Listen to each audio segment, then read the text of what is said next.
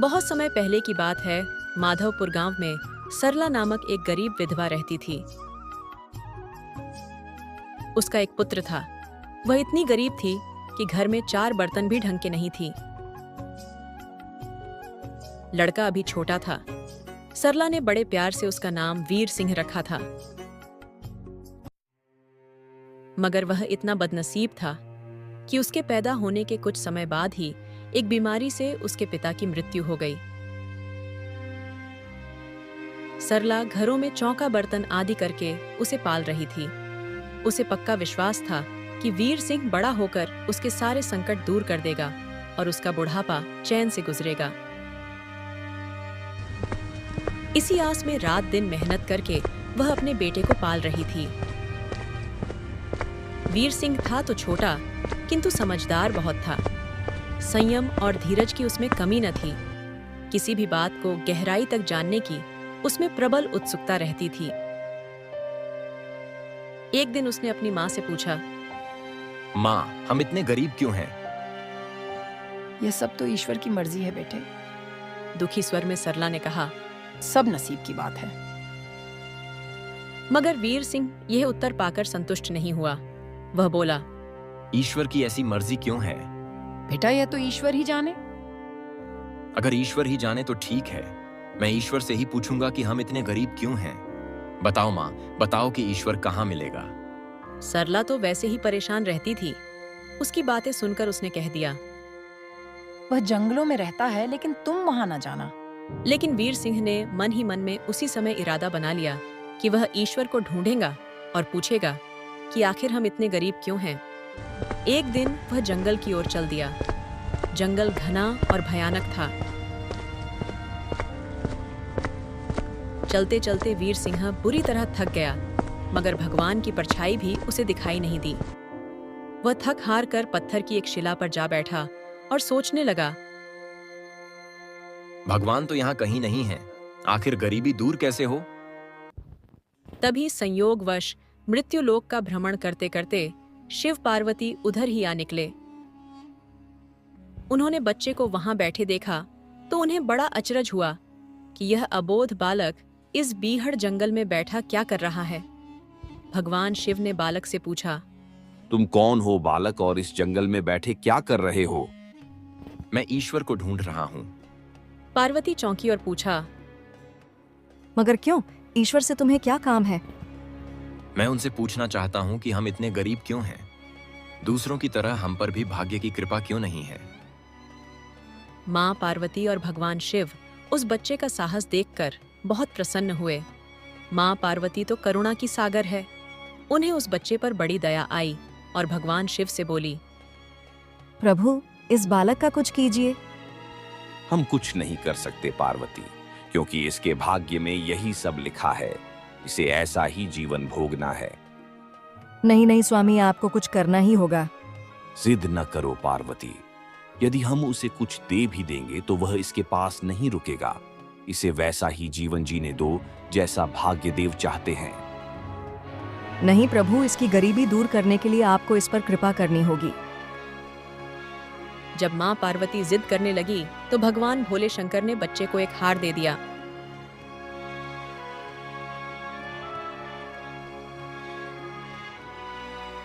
हार पाकर वीर सिंह बहुत प्रसन्न हुआ और खुशी खुशी अपने घर को चल दिया।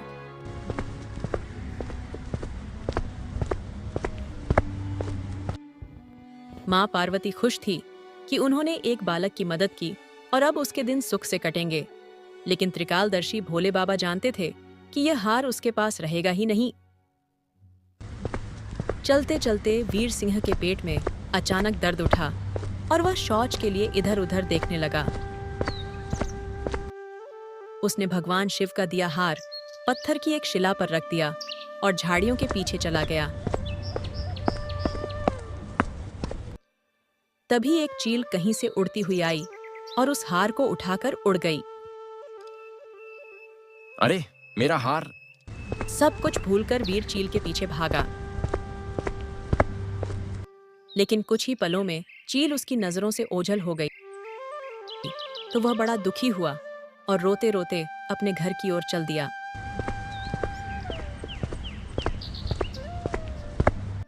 घर पहुंचकर उसने माँ को सारी बात बताई, मगर सरला को उसकी बात पर बिल्कुल भी विश्वास नहीं हुआ। हाँ, उसकी बात सुनकर थोड़ी सी उदास अवश्य हो गई, लेकिन वीर माँ को उदास देखकर निराश नहीं हुआ। उसने मन ही मन निर्णय लिया कि वह कल फिर वहीं जाएगा और भगवान शिव पार्वती को अपनी समस्या सुनाएगा। उसका विश्वास था कि भगवान शिव उस धूर्त चील को अवश्य ही दंड देंगे। सुबह वीर फिर जंगल के लिए निकल पड़ा। भगवान शिव ने पार्वती से कहा, देखो, उसके पास कल वाला हार नहीं रहा, उसे एक चील ले उड़ी है और दूसरा हार पाने व उस चील को दंड दिलवाने की इच्छा लिए वह लड़का आज फिर आया है। पार्वती देवी ने फिर भगवान शिव से प्रार्थना की, आप चाहे चील को दंड दें या न दें, किंतु इस लड़के की सहायता करके इसकी निर्धनता दूर करें। हम अब कुछ नहीं कर सकते देवी। लेकिन माता पार्वती के बार बार कहने पर लड़के को हीरे की एक अंगूठी दे दी।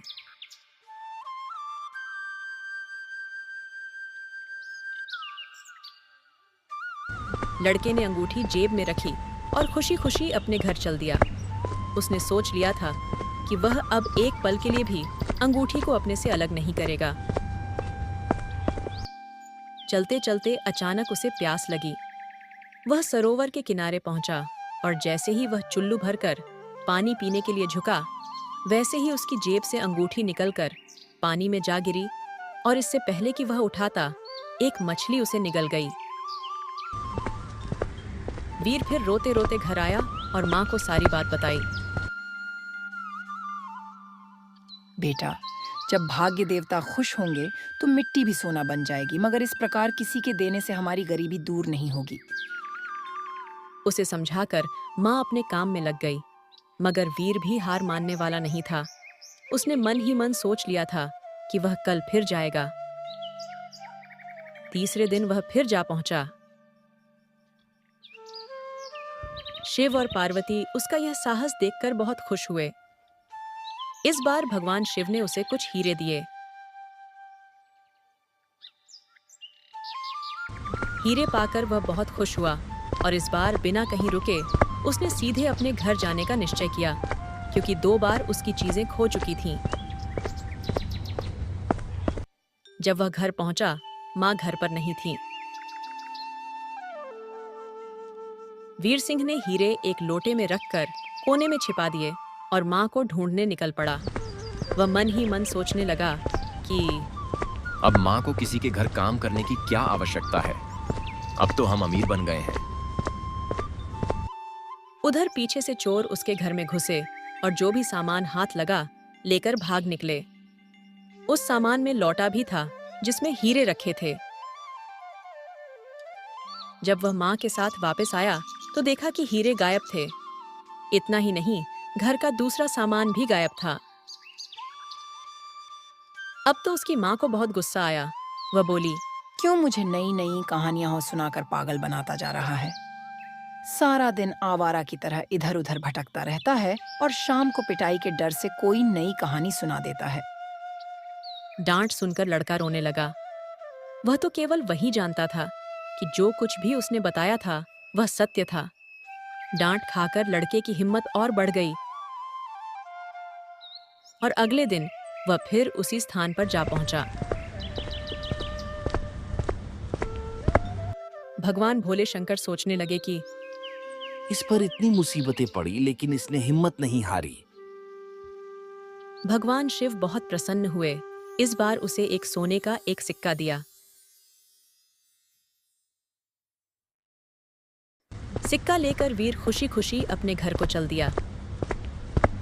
जब उसने घर जाकर वह सिक्का अपनी माँ को दिया तो उसकी माँ बहुत खुश हुई। अब क्योंकि उन पर भाग्य देवी की कृपा हो गई थी, अतः सारे काम ही अपने आप शुभ होने लगे। दूसरे दिन ही एक मछली वाला उसके गांव में मछली बेचने आया तो लड़के ने वही सिक्का देकर मछली खरीद ली। उसकी माँ ने मछली का पेट चीरा तो वह अंगूठी निकली जो भगवान शिव ने उसे दी थी और जो उसकी जेब से तालाब में गिर गई थी। माँ ने अंगूठी संभाल कर रख ली और वीर से बोली, जा बेटा, जंगल से थोड़ी लकड़ियां ले आ, आज घर में ईंधन बिल्कुल नहीं है। लड़का कुल्हाड़ी लेकर जंगल की ओर चल दिया। वहां जाकर जिस पेड़ पर लकड़ी काटने के लिए चढ़ा, वहां उसी चील का घोंसला था जो उसका हार उठाकर ले गई थी। लड़के ने देखा कि चील कहीं आसपास नहीं थी। वीर ने अपना हार उठा लिया और जो भी थोड़ी बहुत लकड़ियां पेड़ के आसपास पड़ी थीं, वहीं उठाकर घर की ओर चल दिया। मां हार पाकर बहुत खुश हुई। अब तो देखते ही देखते उनके दिन बदल गए। घर में किसी चीज का अभाव नहीं रहा। फिर ईश्वर की कुछ ऐसी करनी हुई कि जो चोर उसके घर से हीरे चुरा कर ले गए थे, उन्हें सपने में महादेव ने चेतावनी दी कि जो हीरे उस लड़के के घर से चुरा कर लाए थे, वे तुरंत वापस कर दो, वरना तुम्हारा सर्वनाश कर दूंगा। चोर उसी दिन हीरे उसके घर पर दे गए और अपनी गलती के लिए माफी भी मांगी। इस प्रकार उस अभागे का भाग्य चमक उठा।